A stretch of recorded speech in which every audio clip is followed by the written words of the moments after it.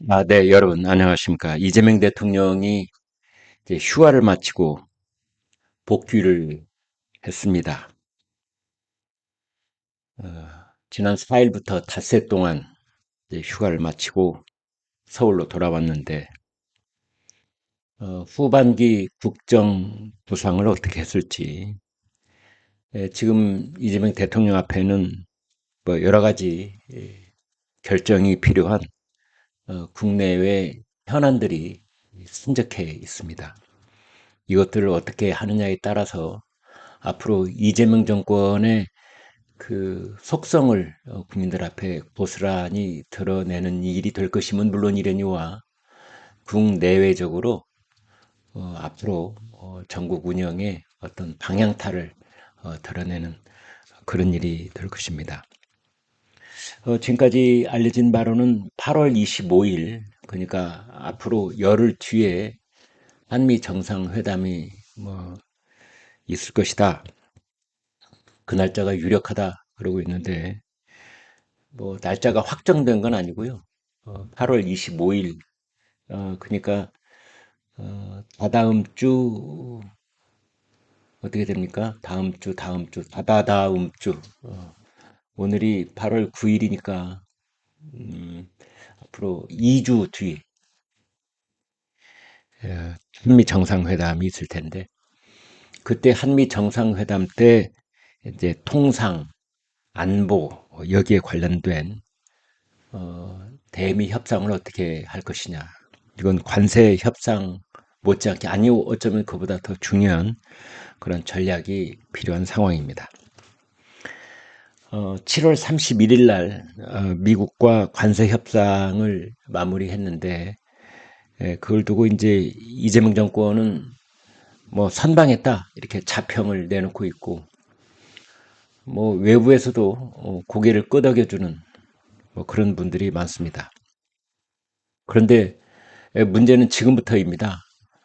3,500억 달러를 이제 미국에 투자한다. 이 로드맵이 정해져 있는데 구체적으로 어떻게 해야 되는 것인지 거기서 수익이 발생하면 그건 몇 퍼센트나 한국은 한국으로 가져올 수 있으며 또 몇 퍼센트를 미국에 남겨놔야 되는 건지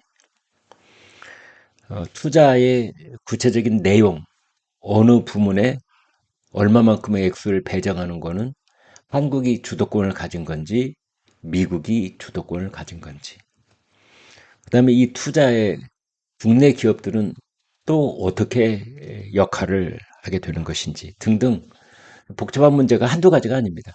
사실은 문제는 지금부터다라고 할 수도 있는 겁니다. 자, 일반 관세 협상은 그렇다 치고 이제 품목별로 관세 협상이 또 남아 있습니다. 그 대표적인 것이 반도체입니다.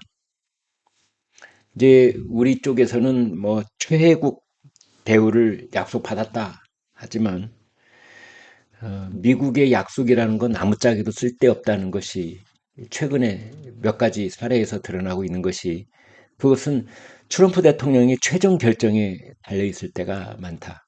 트럼프 대통령이 어떤 변심을 하거나 최종적으로 어떤 그 변화가 생기면 또는 트럼프 대통령이 심리적 변화까지도 포함을 해서 그게 영향을 미치기 때문에 불투명 상황이다.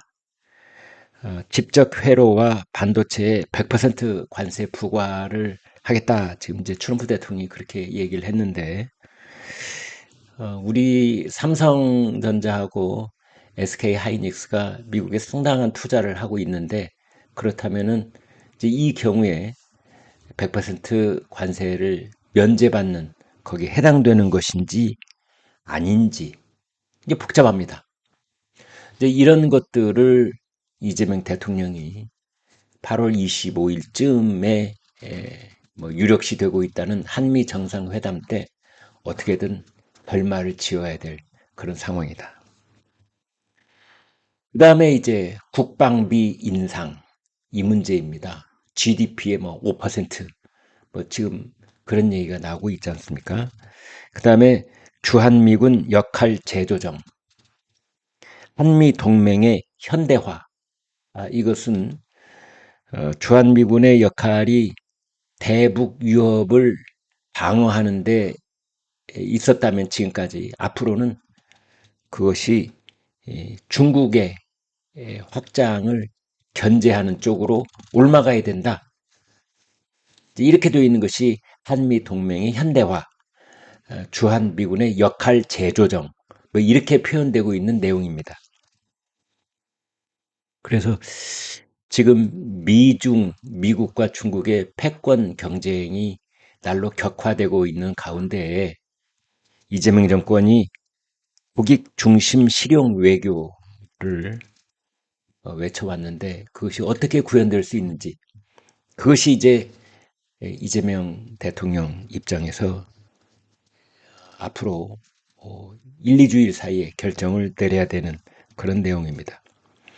또 미국을 가는 길에 혹은 돌아오는 길에 들를 가능성이 있는 일본 방문에서 이시바 시게루 일본 총리와 한일 정상회담을 갖게 된다면, 또 한일 관계는 셔틀 외교를 복원하는 것을 포함한 관계 개선을 또 어떻게 추진해야 되는 건지, 뭐 이런 것들도 남아 있습니다.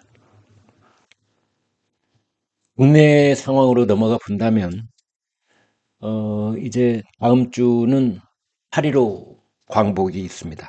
바로 광복절 특사 이야기입니다.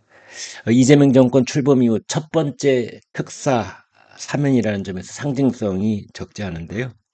벌써부터 전 조국 혁신당 대표, 그의 와이프인 정경심 씨, 그 다음에 일본군 피해자 할머니들의 지원금을 횡령했다는 혐의로 대법원 유죄 판결을 받았던 윤미향, 그 다음에 조국 아들에게 허위로 인턴 확인서를 써줬다는 최강욱 전 민주당 의원, 그 다음에 전교조 특혜 체리 비용 비리 의혹으로 유죄 판결을 받고 교육감직을 박탈당했던 조희연 전 서울시 교육감, 조국, 정경심, 윤미향, 최강욱, 조희연, 이제 이 여권 인사들, 그런가 하면 심학봉, 정찬민, 홍문종, 지금의 야권 인사들 여기에 포함되어 있는데, 뭐 여야를 갈 것 없이 크게 논란이 되고 있습니다. 특히 이제 조국 어떻게 할 것이냐. 다음 주 화요일 8월 12일 날 어, 국무회의에서 최종 의결을 하고 이제 결정이 됩니다. 그렇지만 방금 말씀드린 사람들이 법무부의 사면심사위원회를 통과했는데, 사면심사위원회를 통과한 인원들은 그것이 무산되는 경우가 거의 없었습니다. 그래서 이제 확정적이다 이렇게 말할 수가 있는데, 그러나 논란은 계속 부글부글 끓어오르고 있는 상황입니다. 대개는 이런 사면을 할 때 뭐 민생경제 회복이다, 국민 대통합이다, 이런 번지르르한 허울을 내세우기는 합니다만은, 그러나 그런 명분보다는 조국을 사면했을 경우에 그때 그 역풍, 특히 젊은 세대들의 역풍, 이것을 우려하지 않을 수가 없다, 이런 고민이 있는 겁니다. 조국은 작년 12월에 징역 2년형이 대법원에서 최종 확정이 됐는데 이제 8개월 살았습니다. 그래서 한 30% 남짓 형량을 채운 셈인데 아직은 안 된다, 이런 얘기가 많습니다.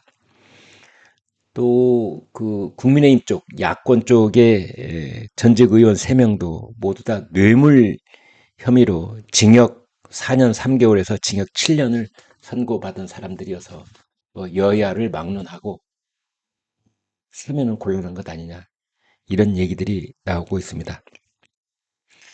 야권에서 언급되는 사면 후보군은 죄질이 매우 나쁘고, 그리고 이제 조국 같은 경우에는 죗값을 또 충분히 치러야 하는 그런 상황인 거죠. 국민 통합이라는 명분으로 감싸주기에는 너무 큰 정치적 부담이 있다. 중도층의 민심 이반도 우려된다. 그래서 이재명 대통령이 어떤 결정을 내릴지 지금 초미의 관심입니다. 또 하나는 주식시장 쪽에서 양도소득세 부과 기준이 되는 대주주 자격을 기존의 50억 원에서 그거를 10억 원으로 강화하겠다. 하향 강화하겠다.